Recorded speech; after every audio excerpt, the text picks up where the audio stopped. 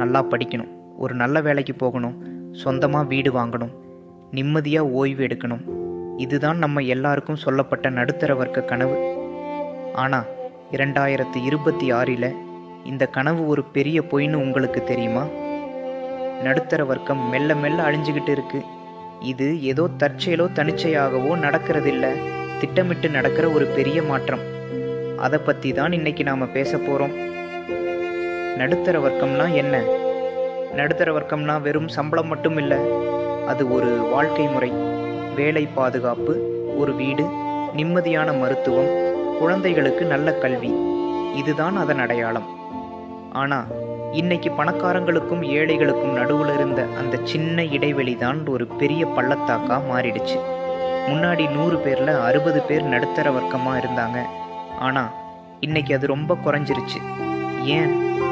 சொல்லப்படாத 3 கசப்பான உண்மைகள்.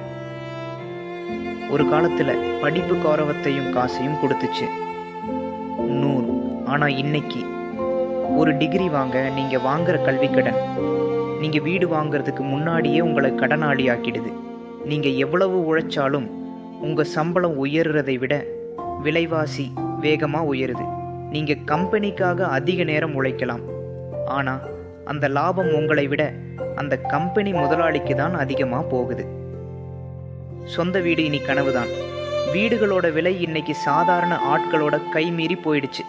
பெரிய முதலீட்டாளர்கள் எல்லா இடங்களையும் வாங்கி போடுறதால ஒரு நடுத்தர குடும்பம் வாழ்நாள் முழுக்க வாடகை வீட்டிலேயே இருக்கிற நிலைமை உருவாகிட்டு இருக்கு. இதற்கான தீர்வு என்ன? இந்த நிலைமையை மாற்ற நம்ம என்ன செய்யணும்? பழைய காலத்து யோசனைகளை விடணும்.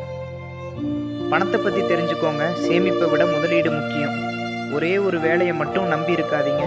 திறமையை வளர்த்துக்கோங்க. ஏஐ டெக்னாலஜி வளர்கிற இந்த காலத்தில் யாராலும் செய்ய முடியாத ஒரு தனித்துவமான திறமையை வளர்த்துக்கோங்க. உண்மையை புரிஞ்சுக்கோங்க. சிஸ்டம் நமக்கு சாதகமாக இல்லைங்கிறத புரிஞ்சுக்கிட்டு அதுக்கேற்ற மாதிரி பிளான் பண்ணுங்க. இந்த உண்மை உங்களுக்கு கசப்பாக இருந்தாலும் இதை நாம் ஏற்றுக்கிட்டு தான் ஆகணும். தமிழகத்தில் நடுத்தர வர்க்கத்தின் வளர்ச்சி என்பது வெறும் பொருளாதார உயர்வு மட்டுமல்ல, அது ஒரு சமூக மாற்றத்தின் அடையாளம்.